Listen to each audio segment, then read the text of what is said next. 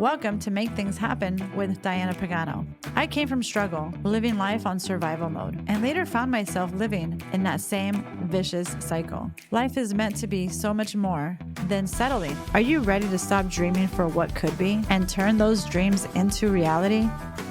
I thought so. Well, get ready to live life on your terms. Hello and welcome to Make Things Happen podcast. I'm Diana Pagano, and today we have a very special guest, Dr. Richard Bandler. He is the co-founder of Neuro-Linguistic programming. If you haven't heard of NLP, then you are in for a really great episode where we talk a lot about the misconceptions surrounding NLP, the technology itself, and the vision behind creating this. Dr. Richard Bandler has impacted millions worldwide. Through his teachings, he's taught other trainers as well worldwide, and through his books, he's impacted my life in more ways than one. In my self-discovery journey, I was learning so much about the brain and the things that we do unconsciously and consciously. So when I learned about NLP, it took my knowledge to that next level. And I even write about this in my book. So if you haven't picked up your copy, The More Mindset, there will be a link below. This episode is one you definitely want to stay till the end, so I hope you enjoy it. Welcome, Richard. It's nice to be here. Thank you so much for joining me. I was so excited when I knew you were going to be on my podcast. So just to kind of tell you a little bit about my journey with NLP, Richard, I know we've talked a lot during the seminars, and you have taught me so much about language. I mean, from A to Z. I don't even think we have enough time to talk about all that I've learned from you. But just to kind of rewind a little bit, I grew up in a really unstable environment from San Diego, and I remember later in life repeating cycles from my past. And so when I was a single mom, I remember learning so much about language and how things don't move us forward and the power of our thoughts, but I didn't really know much. It was barely scratching the surface. Changed my life. A lot of transformation was happening, but it never happened just overnight. When I met my husband years later and had additional 2 boys, I remember, being so excited about sharing what things that have changed my life. But it was just very little, Richard. And I remember thinking back like, wow, back then to now is like night and day. And I remember seeing a video, which actually I know it's very well known, that a lot of what Tony Robbins does, I mean, he learned a lot from you and John. And so I remember not knowing anything about NLP at the time. My husband attended a workshop at one of his conferences for a work event. And I guess there was a speaker there that spoke for 30 minutes, maybe give or take. And he learned a little bit, but didn't know anything about NLP, but he learned enough. And I remember he saw this video, Richard, and he said, "Oh my gosh, that's NLP." And I'm like, "What's NLP?" And he goes, "That guy's doing NLP. He's doing this strategy with this person on YouTube." And I'm like, "What's NLP?" So he's like, "Oh my gosh, you have to go to NLP. You have to learn about this. This is like, I hear you talk naturally with these language patterns." And I'm like, "What are you talking about?" So I looked into it. And Richard, I remember having my 11-year-old. He had just been born. And I started looking on the internet. There was people teaching it in New York, and there was other people in other places, but I couldn't find where you were. And then I finally found you, and you were going to London. You were doing an event, a seminar in London, and that's how I found you at the time. And I remember going, and it was like, I go big or go home. I'm like, why am I going to go to, not saying there's not credible people teaching NLP, there is, and you've taught a lot of amazing ones. But I'm the kind of personality where I want to go straight to the source. And boy, was I in for a treat. So that's when I met you, and I learned so much about you. So tell me, what would you say is the biggest misconception that people have when they think about NLP for the first time? They think about it as a school of psychology. That's the biggest misnomer. It's not an approach to therapy. It's a metadisciplinary study of neurology that has applications. It's all about being able to do things. We take experts in every field, from athletics, people who have gotten rid of their own phobias, people who have accomplished anything, and find out what they were doing, not psychologically, but neurologically, and make it so that it's learnable. We try to break it down in pieces so that people can practice it and get good at it. Absolutely. Everything from public speaking, just about everything under the sun. And the more we learn about neurology, the easier it gets. And we've been doing this. John Grinder and I got together and started this. We started with Noam Chomsky's work, which was a model of the intuitive structure of language that's universal, okay, as opposed to individual. It wasn't about English or German or French, but about the part that's hardware and the part that's software. And we broke it into three pieces: the things that are neurological, the pieces that are social, by whether it's English or German or French, idiosyncratic to that language, and the things that are personal, based on your personal history. Because Amazing. we have a hardware. The hardware is capable of learning. The way in which we learn is determined by the social structures of our language, and then by our personal lives. And all three are malleable. You can't really change your neurology, but you can influence it. You can influence it, which then turns. So, what was that thing when you and John Grinder, when you founded this technology? What was the thing that sparked what inspired you guys to do this? What inspired you to create this? Was there a specific thing that you said, okay, this is why? For me, it all started with, I moved into a house owned by a psychiatrist. Okay. And I started reading the books, and there was a lack of things that you could do. You know, they diagnosed the hell out of everything. They categorized everything. They had elaborate theories. I think at the time there was almost 160 schools of psychotherapy, but none of them had protocols that systematically worked. And wow. at the time, I met Virginia Satir. She actually came to visit the psychiatrist, and he was out of town. He was off somewhere. And I went with her to watch her work. And she had a theory which was a lot of bunk. It was how people had parts and the parts conflicted with each other and all this nonsense. But when she started working, she didn't really apply her theory. She acted intuitively, but she systematically produced change. And everybody in the room, there were about 400 people in the room, I could hear them all muttering, "She's so intuitive," which, as a mathematician and a logician, I know that means I can't learn it. I don't have to learn it. And I found that offensive. So I started modeling her work, breaking it down into things like predicate calculus, to the point where I could almost predict what she was going to say. And when I met John Grinder, he had a much more elegant model. He was probably at the time one of the world's foremost authorities on transformational linguistic, and he's also probably one of the world's best syntacticians. And we got together and started modeling anything from any form of therapy that worked, and ultimately found out that was the wrong place to look. We needed to look at people that achieved things. That actually had success. So that we left the repair model and went to the optimizing model. So we found people that got over phobias, found out what was in common between what they did, both mentally, and produced models that were where people could get over fears.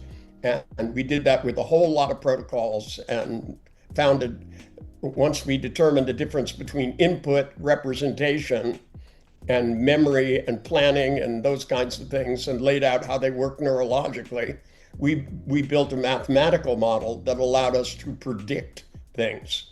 And that mathematical model is the foundation of neuro-linguistic programming. That's why we founded a field which in itself is metadisciplinary.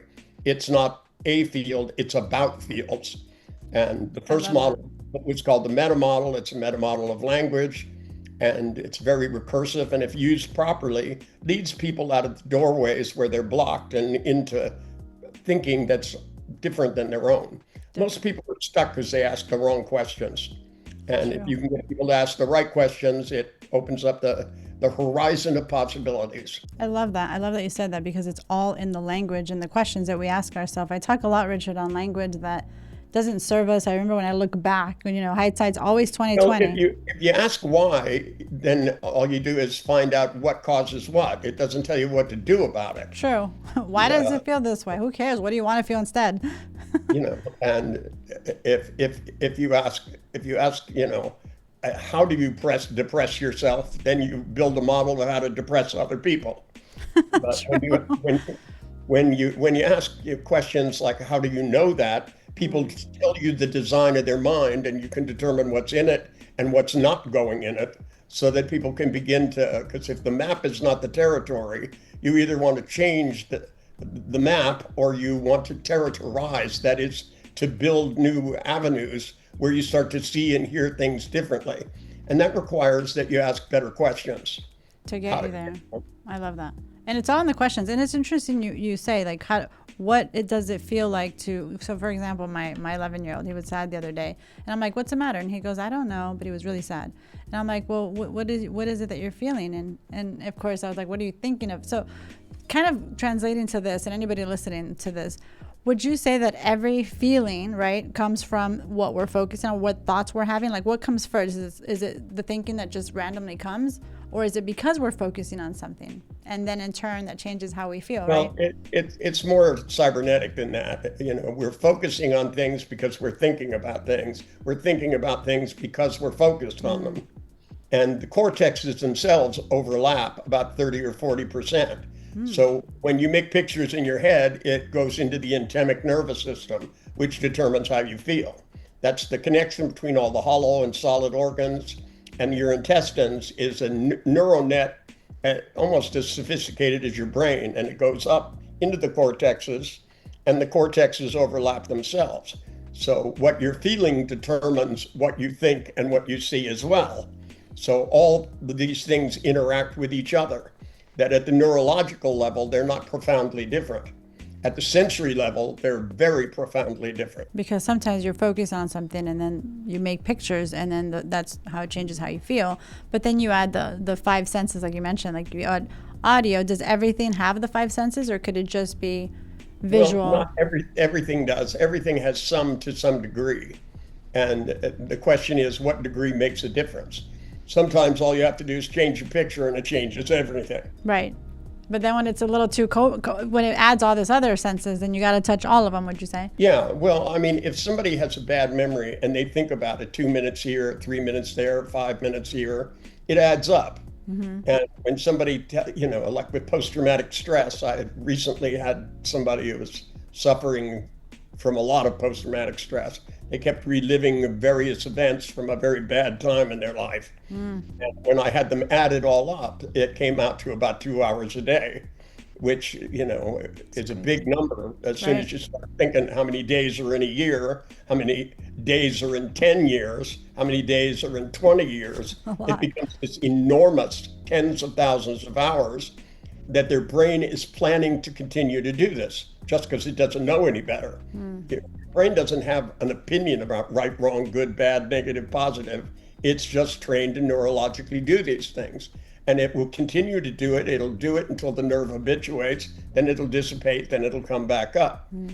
But if you take that one of those memories and you put a border around it, and you shrink it down to a small circle and blink it black and white, like that, already you've changed it because it went from being a memory to being a constructed image, which is actually done by a different hemisphere. And once you do that, the neural net begins to connect it in a different way, and all of the billions and trillions of nerves in your brain, the neurology, there's many neurons in your brain as there are stars in the sky, each talking to 10 to 100 others. And when you overlap them into other things, it stops working automatically. So it's not that you forget the memory, you can remember it, it's just that it doesn't have the kinesthetic effect. So you interrupted the pattern and gave it a new pattern, in a way. Well, that's a simplistic way of talking about it, yes. But so deeper than that. And it's a pattern interrupt. I say it's a neurological change. It's the difference between psychological change and a neurological change. When that neural net starts, it runs into the new pattern. Instead of stopping where it stopped and cycling around, it goes into a new pattern. And so it really overlaps into something where it becomes unimportant. From a neurological perspective is what you're saying. Okay. Yeah. That's awesome. So what happens? So that's when someone's thinking about something for so long. I've done that, with my kids even, and it's like I can't think of it anymore. Have you ever had a situation? I'm sure you might have had it. Maybe you had to pull out your other amazing tools in your toolkit that you've taught me, that just not sticking. Or does it always stick when you do what you just did right now? It sticks if people follow instructions and do it fast enough. True. Sometimes there's trouble- resistance. I've had some people that have had resistance, but then I realized, well, no, they're just resisting. some people just don't follow instructions, in which case you have to get them to. That's why it's always good to be a hypnotist. That helps. These are all strategies. I don't call myself a hypnotist. I think some people get creeped out. I don't encounter people resisting much. It just doesn't happen. I think that's a function of my personality and the fact that I have a lot of skills. You do. That people who try something for 2 seconds and go, it didn't work. That's a pattern, which is failure is a definition of time. And the minute you stop, that's when you fail. But you see, if you stuck, you should be asking what's next. What's next? Can't stay stuck forever. What happened? You should ask what's next. What do I do next to make it so that this will work? And that's a different perspective. And I'll batter my clients in whatever way I have to get them to get to that stage where they start changing the way they think. Because if you change the way you think, it will change how you feel and change what you're actually capable of doing. That's amazing. Somebody with a fear of heights can't go near the edge of something without their knees collapsing. I had a race car driver one time who couldn't go on escalators. He was terrified of them. He couldn't even get near one. And yet he could get in a car and drive 200 miles an hour in a pack of cars right next to each other. Fearless as fearless could be, but the escalator thing scared him. And he didn't even want to think about it. He came to me and he said, can you hypnotize me and make this go away? And I said, that's not how it works. I have to do what works, and what works is going to require that you think about it. And I said, you told me that you have a son. He just told me on the phone when I talked to him, he said, I just had a son. I said, what's going to happen when your son is 5 years old and he sees his dad terrified of an escalator? I said, how are you going to feel then? And he went, stupid. And I said, why wait? Let's do it now. Let's do it now. Stupid is a good start, because there's a difference between being stupid and doing something stupid. If you're doing something stupid, you can stop and do something smart. And he just needed to change the way he thought about it. He had a picture in his mind of being eaten alive by the teeth in the escalator. Probably got it when he was 5 years old or 4 years old. Who cares? Right. That's not the important part. But once he shrunk the picture down, right, and turned it around backwards and looked at it from the other side, then it just became an escalator.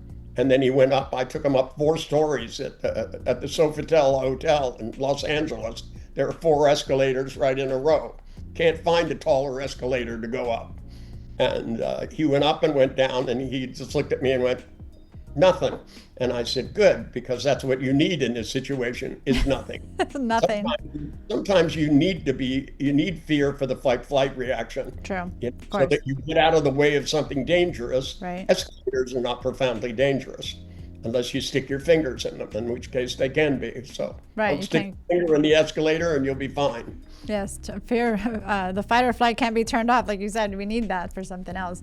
So that makes sense. So I want to have some simplistic questions for people listening, and even go deeper with some things. One of the biggest dream killers that I've seen, even just looking at studies of what's the number 1 to 5, top 5 things that entrepreneurs really deal with.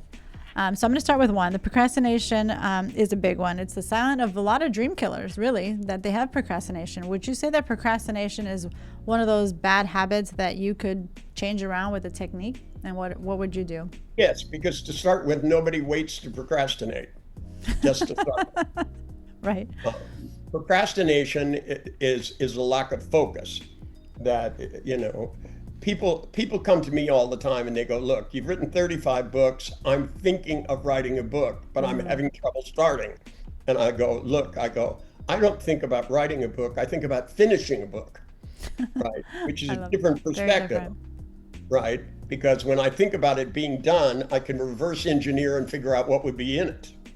And when people hesitate, which is what I think procrastination is hesitation. That people when they hesitate, they will accept the state because they'll either go, I'll get to it at some time, I'll do this, or they get real excited and they start, and as they start to move through something, they lose energy. Right. Because they get excited about the beginning, they don't get excited about the end. They should look at the end as being the most exciting moment there is, kind of like the way our neurology is designed. You know, if you got real excited and then ran out of enthusiasm, you would never finish having sex. It would not happen. That would not be good. You know, it's supposed to build up as you go along. When you Right. walk by a sink and it's full of dishes, you can either go, "Oh God, I dread doing this," or you can think about looking at a beautiful, clean, empty sink, and then everything is a step closer to it. And what gets people from stop procrastinating is to redesign the task so that the task, the finishing of the task is where they're going to feel so good that they work towards it rather than trying to overcome the difficulty of the sink being full of dishes. And so that every dish is just minimally getting rid of a bad feeling, you're working towards a good feeling. That the neurology of human beings is designed to be happy. And when it's in stress, it doesn't feed the system. Even our cells are designed to become healthy when the cell is in the state of relaxation, comfort, and happiness. But when Right. it's in stress, it doesn't even take in the nutrients or get rid of the poisons in the cell. So even at the level of biology, but at the level of neurology, this is even more true. That our ability to achieve and manifest in this world has to do with our ability to design. We should be asking what's next, not what's wrong. Not focusing on all the piles of dishes or all the to-do tasks to getting to the completion, but more so it sounds like it's What's next? focusing Where what's do I next. start? What's next? What's next? And then Right. also, I want to be here. How do I get closer to it? The closer you get, the better you feel. That's what most really successful people have a motivation strategy that's like that. Even people who are in charge of a lot of things and they're delegating a lot of things, they're going, I need to get to this point. I need this guy to do this guy to do that, this person to do this person to do that. Okay, where do we start? I start here, you start there, you start here, you start there, right? We all meet back when we get this part done and then we go, what's next? what's next? And having that feeling attached to what's next, it sounds like, versus, right? Like, what's the opposite of feeling bad about the dishes? It's feeling good about the dishes. Well, what would make you feel good about the dishes? Well, they're done and they're neatly put away, right? And what would that feel like? Right. But see, you're moving towards that good feeling. And even when you get there, then you ask what's next and you accomplish something else. It's it's the difference between living with purpose and living without it. It's almost like linking. I kind of visually saw like a link. It's like, okay, you're going to do this thing, but you don't finish it without linking what's next so that it keeps going, right? Would you say? Right. It'll keep going when you get there. Once you do it, then it becomes a biological thing where you start to crave all the things that go with it: oxytocin, endorphins, vasopressin, all of these things that get in your bloodstream literally make it so that your cells feed. And when your cells are happy, you're happy. You're a colony. You have 50 trillion cells in your body that need to be happy. And not just one of them. It's not just a thought, you know, Wow. that's a thing that doesn't exist, you know. Thinking is an activity, and when neurons are working together harmoniously. When there isn't harmony of thought and harmony of purpose, then what happens is people become conflicted and they go into stress. And when they're in stress, they make bad decisions. It affects their health. It affects everything. When I wrote the book, The Secrets of Being Happy, I wanted to lay out what it is that was the state of consciousness by which people functioned the best. There's medical research that we found dragged out of. Garner Thompson did it. He wrote the book with me. He was at Guy's Medical School, and they pulled out all the research about how happy people get over illness better, they recover from surgery better, you know, they have a better longevity. But the truth is, they also accomplish a lot more in life. We interviewed people who have been through the worst of things, concentration camps, Right. you know, and came out happy people, and ones that didn't become happy people. Some people ended up with illness, their lives didn't work, everything was ruined by what happened to them, and some people became extremely functional. And the difference was planning. The people who were in horrible situations planned what they were going to do when they got out of them. planned how to get out of them. And even if they couldn't do it, when it did happen, they had a plan of what to do. There was one guy who literally was in a concentration camp, and the whole time he was there, he designed a haberdashery. That's what his father did. He designed the store down to the boards, where the clothes would be, how they would hang, everything in that store he designed perfectly. And when he got out of the camp at the end of the war, it took him a while to get to New York, but once he got to New York, he built a store. And he did everything, he made his dream come true. Without dreams, without vision, without seeing yourself succeed, you don't have the striving. Successful people build something in the future to strive for. Anticipation is one of the most powerful assets that human beings have, because when you're anticipating something, everything lines up behind it. That's why it's important to anticipate that good things are going to happen, not bad things. Not bad things. Like giving your brain, I always talk about this, maybe translated in different ways, I guess, but giving your brain a target of what it is that you want, where it is that you're headed. Even engineers had to visualize a bridge before they created it on paper. And so I love that you said that even people that have been sick in the worst of circumstances, that they had a vision of something different. And when you have a vision, you're building, right, these images in our brain, and then of course they're going to be attached to feelings. So the more good feelings you could produce for whatever situation, the better you're going to, more chances are that you'll get there, right? Would you say? The odds are highly in your favor. If you ask the wrong questions, you have a bad plan, and you're in a bad state, odds are you're going to make bad decisions and you won't get there. And then the language, like you mentioned earlier, it's bad questions, good questions. But what about even just positive, good statements that you tell your brain that then gives images to you, right? It's powerful. Yeah, the trick is in the desire. The wanting is what drives the neurology forward. If you just make a statement and go, this would be good, but there's no desire. It would be good if my business was scaled.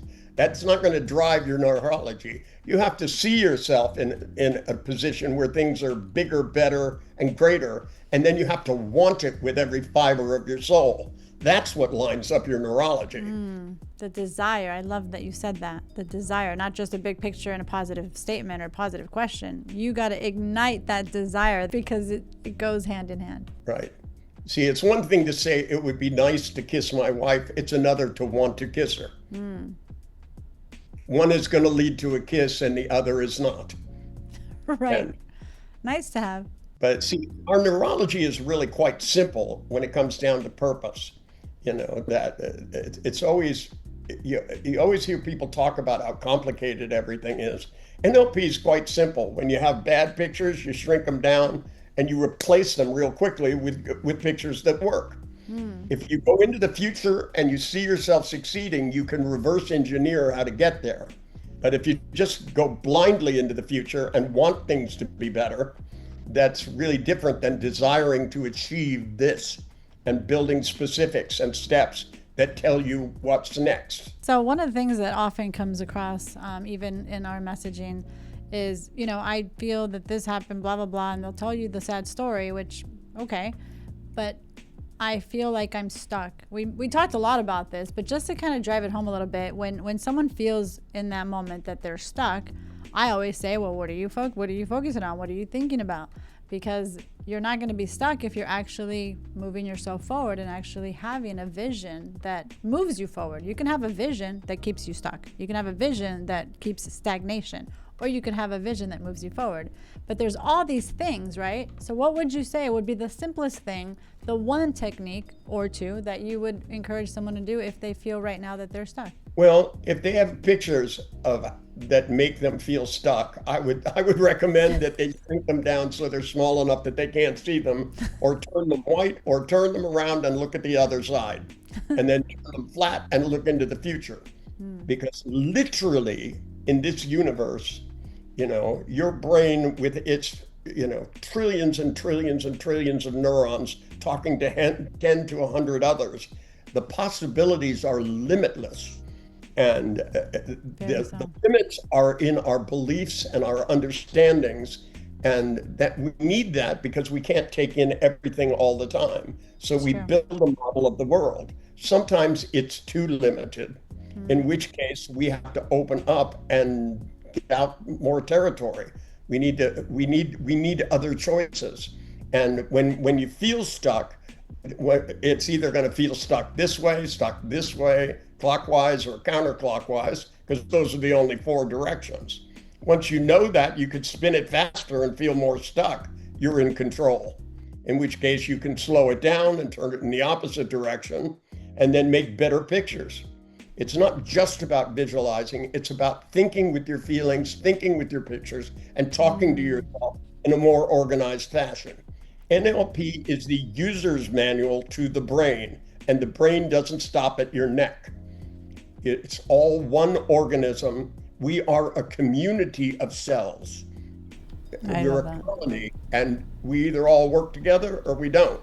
I And love when you that. feel stuck, it ain't working together. And if it ain't No. working, give it up. Give it up because it's not going to get you to go anywhere. So, Richard, when I think But of what doesn't work always won't. always won't, you can bet on that. So, I know that when I think about my experiences, and I'm sure we all have many, everyone has a story. When I think about things that I've succeeded, when I beat the odds, when people said it couldn't be done, even in business or even with doctors that said, no, you're going to have to take this medication and you're never going to be done with it or you're never going to get to these levels. I've actually been told that before. And I was like, I'm sorry, That's what? a very common story, by the Right. way. And I rejected that, Richard. So you talk about the desire. My desire was so burning. I'm like, not only was I rejecting it, but I was like, I will do this thing, whether it was in business. Lawyers told me it can't be done in this timeline. I'm like, says who? Why can't it be done? It's been done before. You can't do it. So the point is, I'm like a little bit of a contrarian, but you just hit the nail when you said it's not just, okay, what do you want to achieve? And you're like, okay, I got the vision, but then you don't feel it. When I felt it, and in every fiber, I remember even as a real estate professional, once upon a time when I used to sell real estate, I remember imagining going to sell, get a listing, and I would imagine myself having the contract. The feeling was just like, so like you just like had this internal high. And I remember sharing it with my husband, calling him to tell him the good news. Like, I just saw it. And I remember not even knowing at the time about NLP. And when I learned, when I went to see you at the first seminar, I was like blown away. I'm like, that's why that worked. And the contrary, when you talk about things that actually sabotage you, then I'm like, oh, so that's why that time in my life I was having bad, right? So you start to NLP identify. is a model of what works.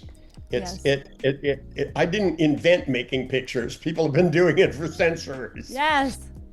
All I did was find out how people manipulate these things: size, distance, contrast, color, whether it's a movie or a black and white, where it's located, whether a voice is going in or going out, syntax it's using and what tone of voice it's using in an organized fashion such that people could take control of it. Right. Right. You don't control your thought patterns, and if you don't control your feelings, and that doesn't mean you suppress your feelings, that means you take advantage of them because it's a part of your neurology. 100%. Our neurology is designed for us to function, but it requires our active participant.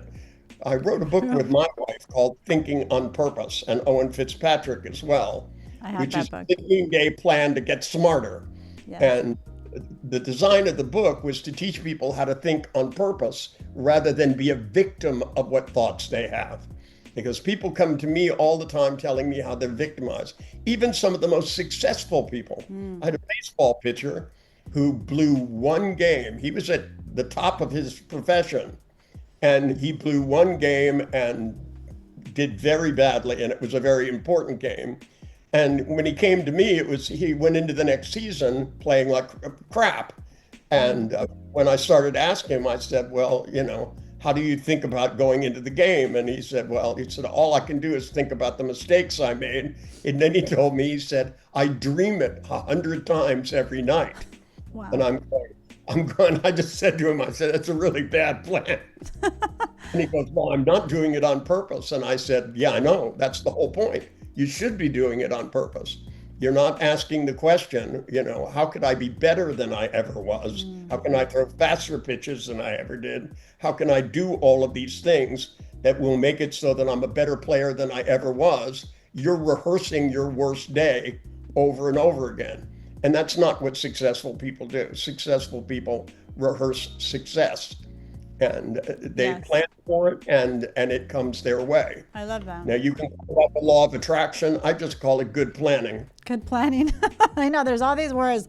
I use, I use kind of all of them, but for sure, I mean, it's definitely thinking on purpose.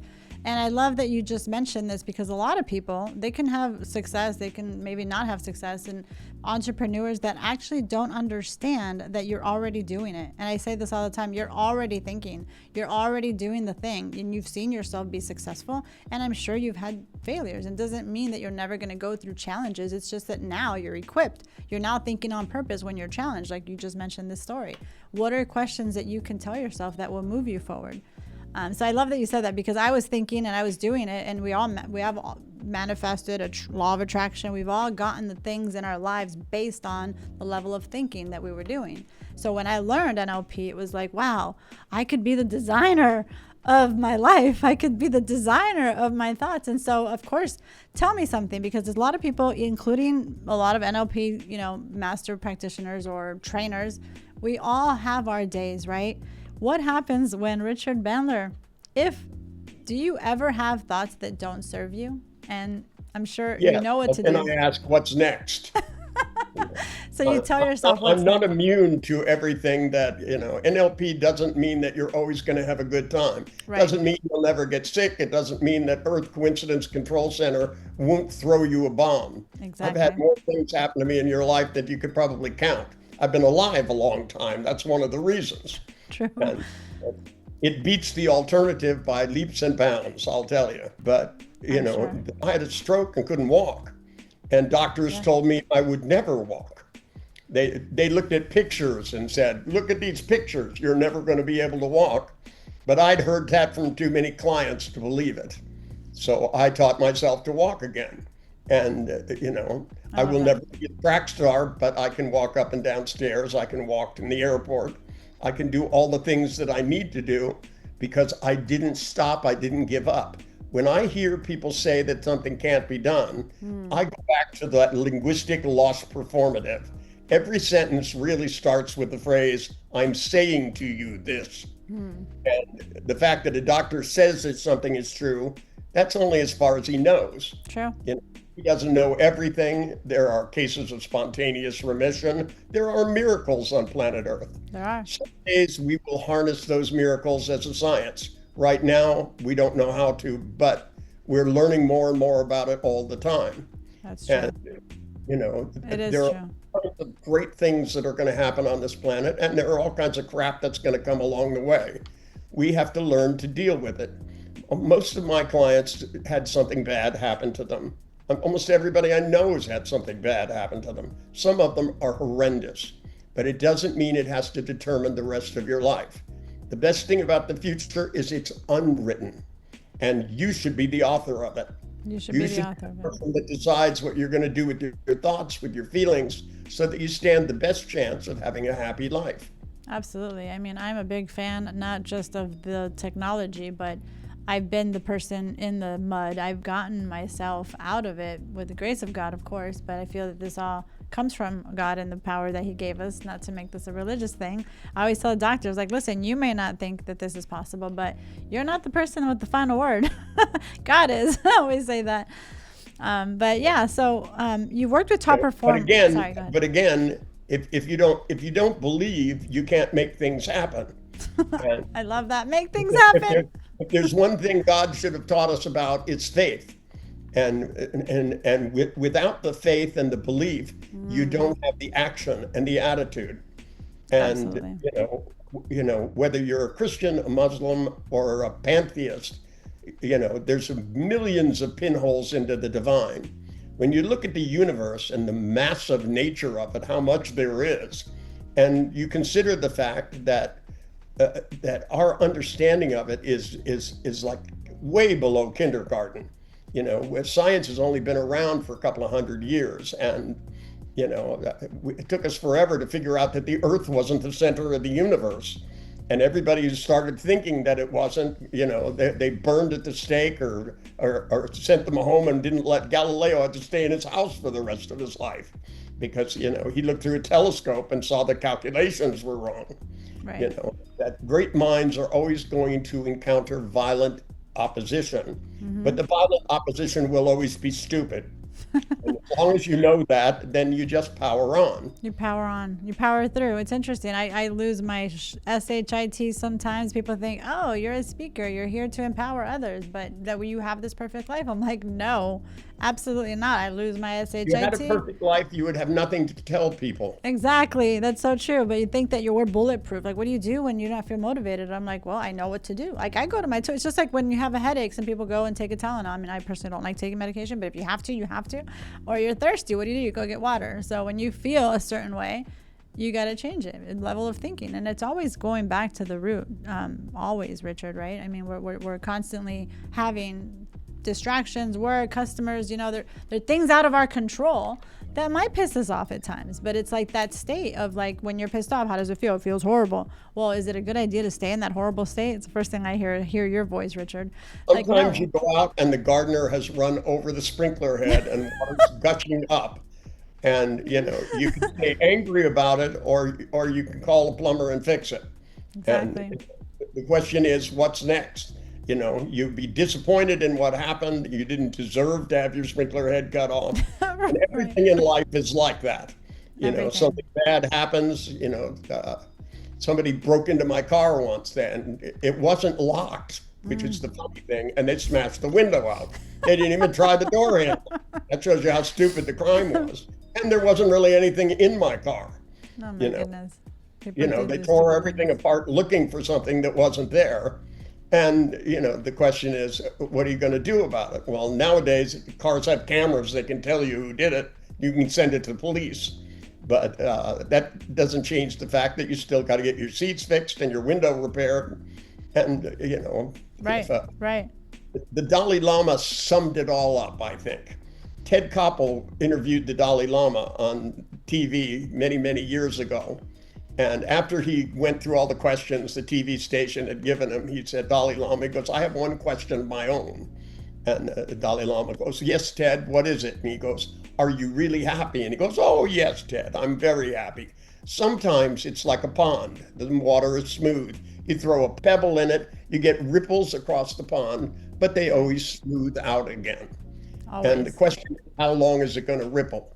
And if you keep poking the water, it keeps rippling. It keeps rippling. You calm down and just make a plan. There's nothing on the planet you can't deal with in some way. Absolutely. And I truly believe the more happy feeling, the sooner you get back to a happy feeling, the sooner things start to happen in your life. Because I do believe one thing. Well, you make better decisions that way. Mm-hmm.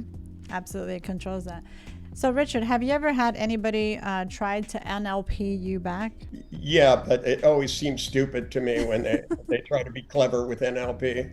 I don't try to be clever with NLP. I use the skills for the purpose of making people happier, not for the purpose of showing that I'm smart. I love that. I love that. The difference between a good trainer and a bad trainer is simple. Some people become a trainer to get idolization, get admired. And some people become a trainer because they want other people's lives to be better. And I can tell the difference between them. And, when somebody walks up and tries to do a handshake interrupt on me, they don't realize I have eyes. I can see the anticipation in their muscles all over the place. And why would they do that? It has nothing to do with me wanting to go into trance. Right. It has nothing to do with that. It's to be clever rather than to be functional.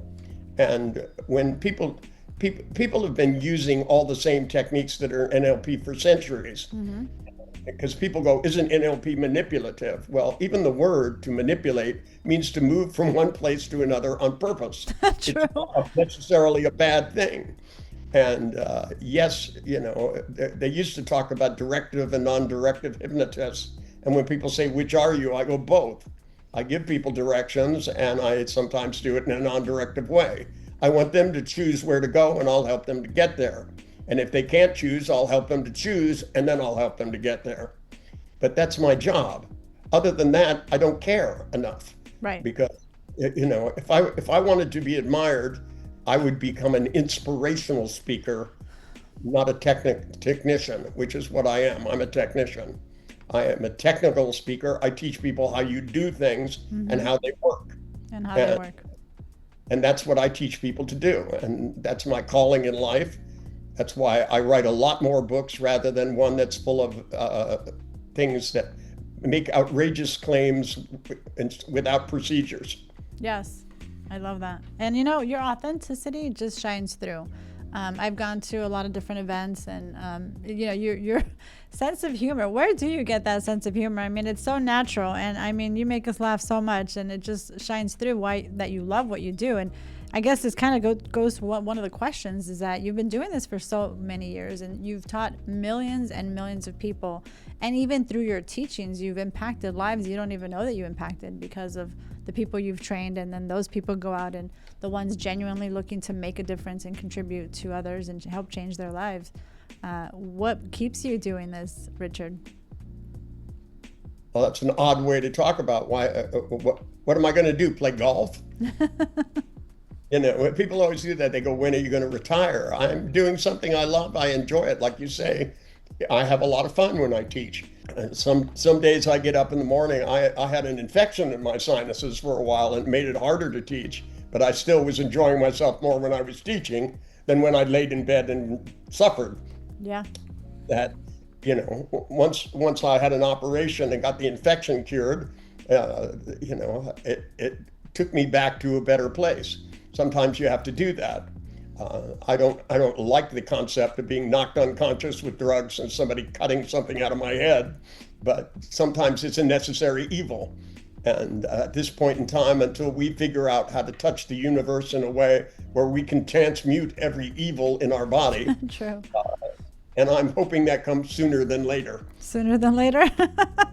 Well, it keeps you looking young. It keeps you feeling young when you're still doing something that you're really passionate about. And it definitely is obvious for sure, more ways than one. Wow, was that an amazing episode with Dr. Richard Bandler? Well, the good news is that this is just part one. There is a part two coming your way, so make sure that you subscribe below.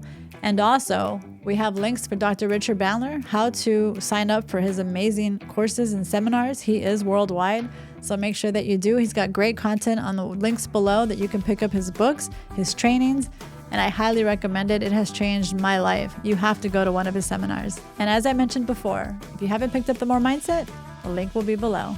Stay tuned for the next episode.